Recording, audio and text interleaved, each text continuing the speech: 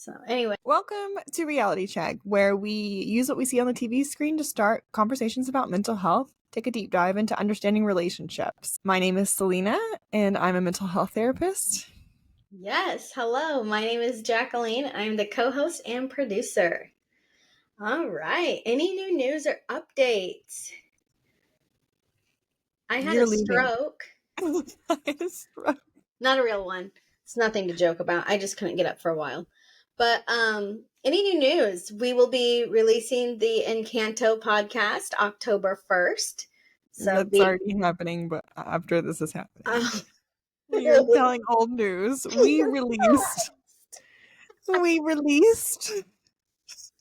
We're in the future. I forgot. I hope you all enjoyed the podcast we released on October 1st in Canto. This will be our last episode.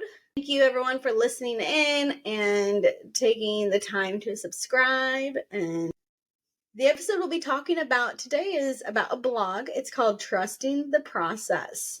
We hear it all the time. Pretty much what trusting the process means, I gathered from the blog at least, is to sit in your feelings, to through your feelings, and understand that we all go through different paths to heal. It may be easy and it may be hard, but you just have to sit through it and get through it, because at the end you will eventually heal from it all. Mm-hmm. Mm-hmm. But before we dive in to today's discussion about trusting the process, I want to let you all know that I have some really fun coloring sheets. And if you are in the Halloween spirit while you're listening to this episode, I have some fun Halloween mental health coloring sheets. These are a perfect way for you to take a mindful moment to relax, especially when the weather turns a little more chilly, maybe a little bit more rainy.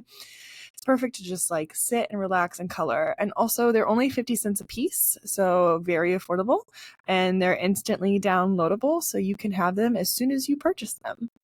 Yes. Love that. Oh man. Alrighty, let's dive into this blog. Trusting the process. So I like this blog. I personally do not like the saying trust the process. I will be honest. I'm not a big fan of time.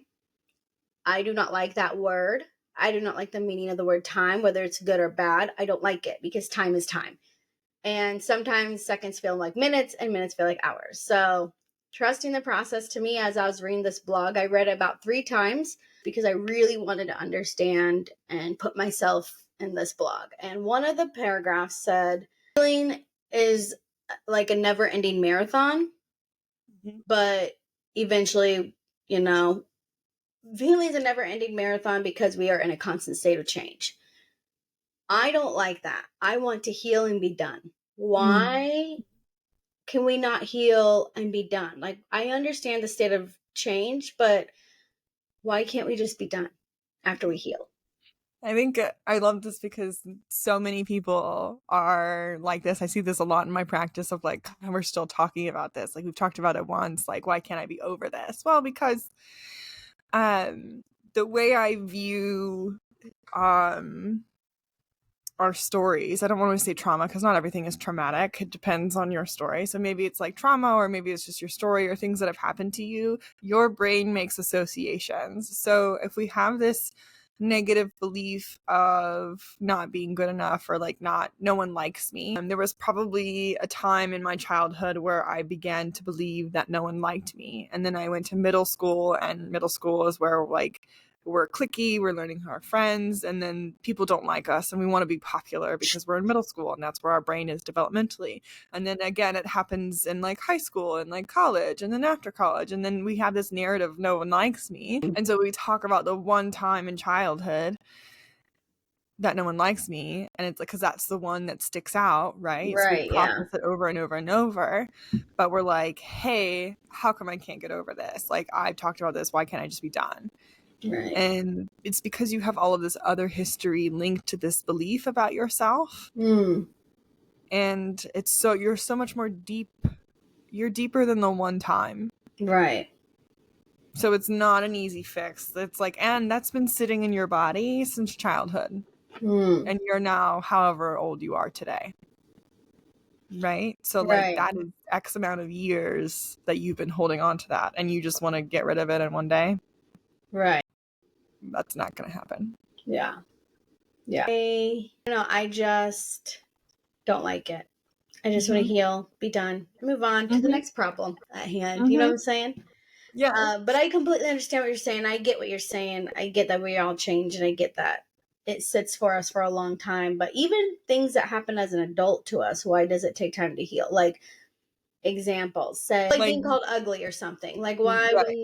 why when my best friend calls me ugly, does it hurt me? I should just like, yeah, it's words, but at the same time I should just heal, move on, understand I'm not, and pick a new problem. Well, I think it's so complex, right? So if your friend is calling you ugly, one, we get like we're broken trust, right? That friend hurt our feelings.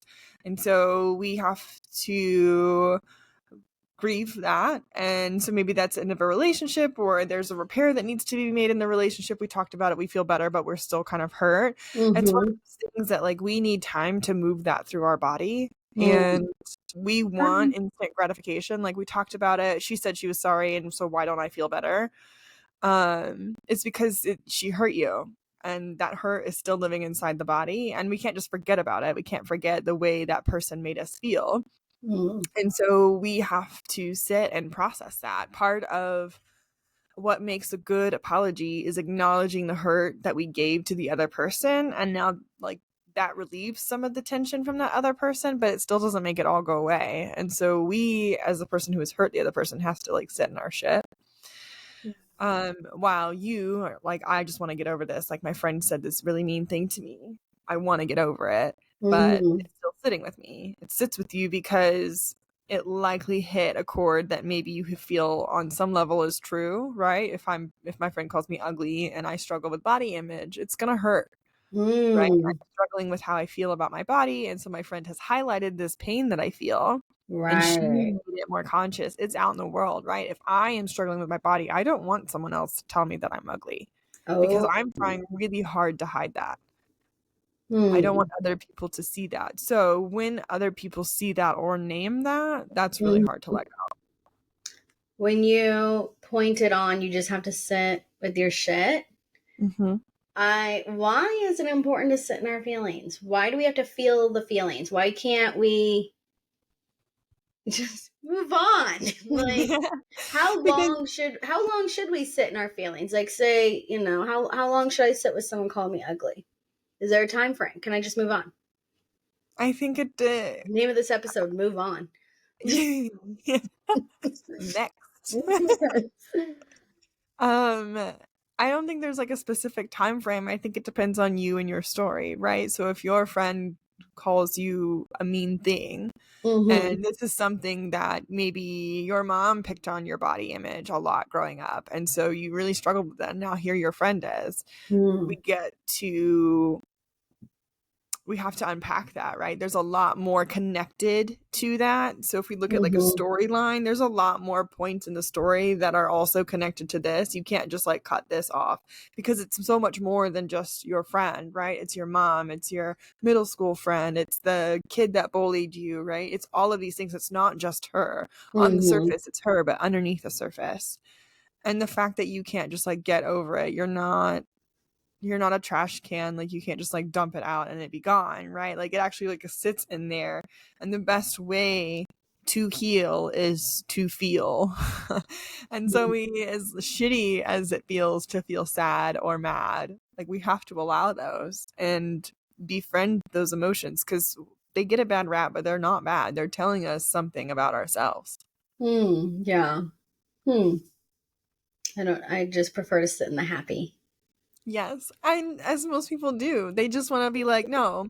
But I think what happens is if we're like, I just want to move on, I've moved on, I'm shoving this shit down, and it's going to pop up later. So the next time your friend says something that pisses you off, maybe you're like, well, you remember this one time that you said X, Y, and Z, right? So we're bringing it back up. We haven't moved on, right? And so, or someone else says, I'm the same exact main thing. And so it's like, well, now it's obviously true. Like, and I hate myself, and now I'm going to go do destructive behaviors. And so when we're like, I'm over it and I don't feel it, we're just shoving it down. We're not actually processing it. And to answer your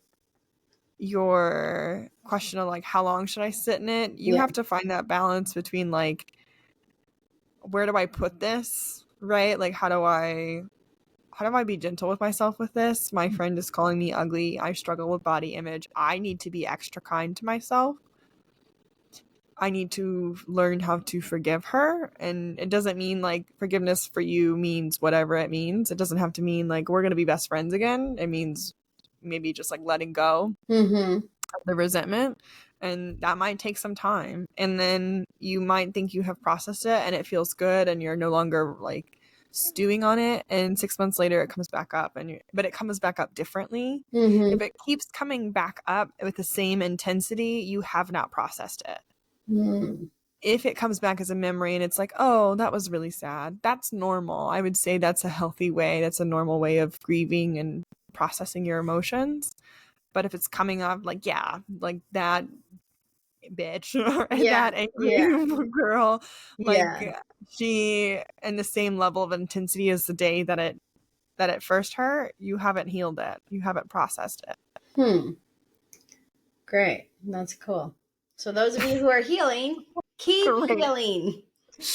Keep healing. Keep doing it. I know I said that this is like a 2-questioner, but I found one more question. For those of you that are healing, keep healing.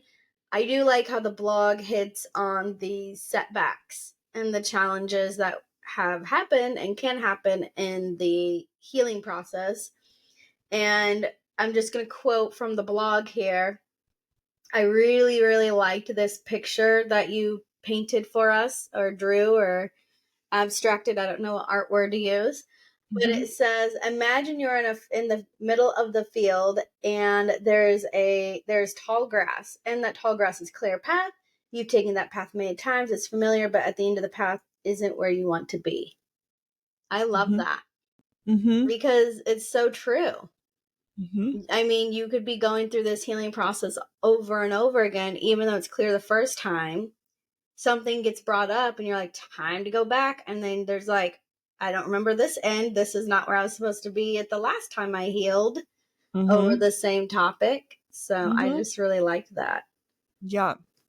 Yeah, you're creating a new path. This pathway that's clear is maybe not the best one for you. The destination doesn't have that beautiful view that you want. It has the same ugly view of the stuff you've been doing this whole time, and you're tired of it, right? It's exhausting, it's overwhelming. So you go back, you go to the starting point or wherever that starting point is, and then you look around.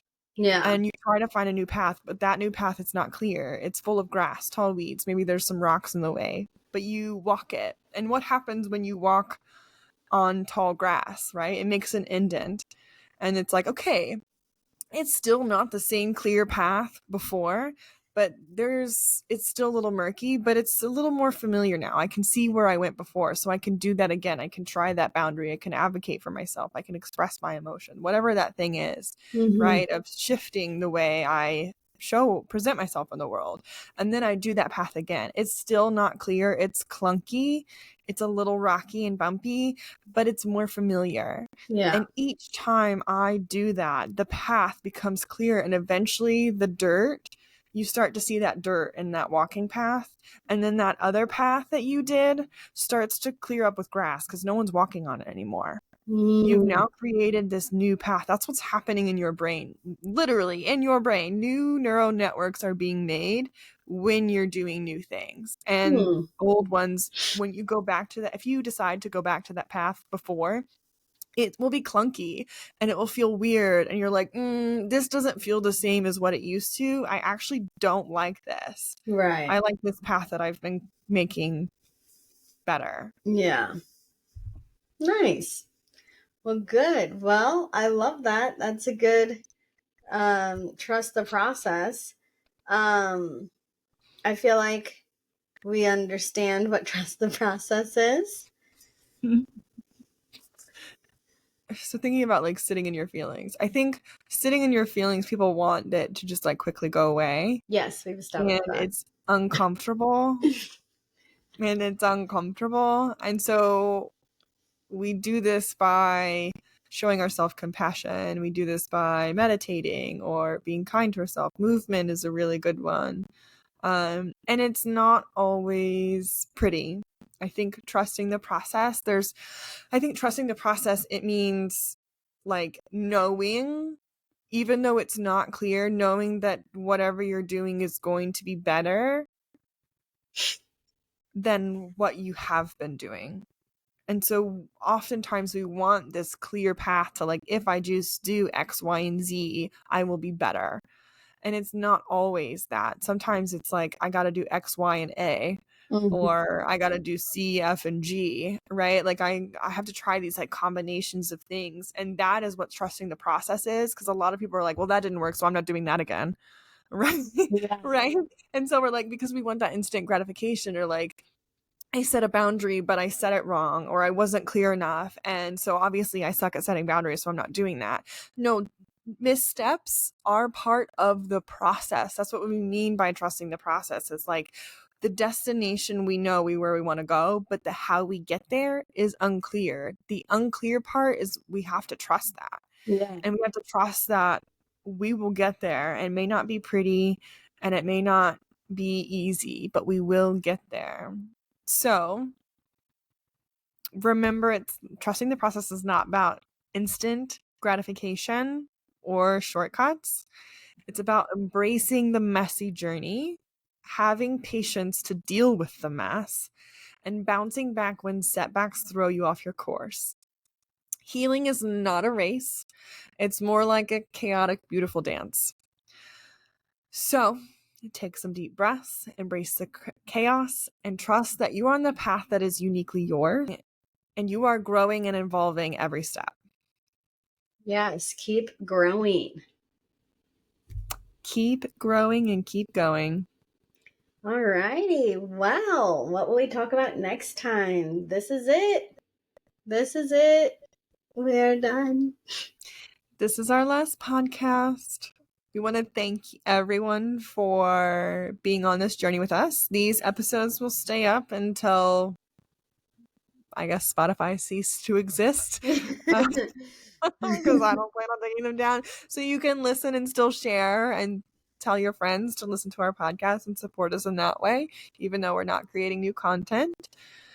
But I've really enjoyed this. This has been fun. A new way of interacting and getting out content. It's been fun for me. Yes, so much fun. I loved it all. Such a fucking liar. I just Not said, believable. well, I don't have any. I'm not pushing content. What am I doing? You enjoyed, I don't know. What did you enjoy? Yeah, it was fun. I'm still And recovering from my you're stroke. the one that made me do this. Yeah, it was my idea. Okay, Anchor. Yes, this has been really fun. I enjoyed learning how to edit and just touching up on my skills. And looking back, laughing at all the mistakes I've made in the editing when it's like, stuttering or whatever the case may be. So yeah, growing through the process of this podcast has been great. All the Did you different learn hairstyles. anything? What? All my different hairstyles. You're a different ears. Yeah. Did you learn anything about our talks? Like, you're like, I edited. Good job. Oh, God. Yes, I did.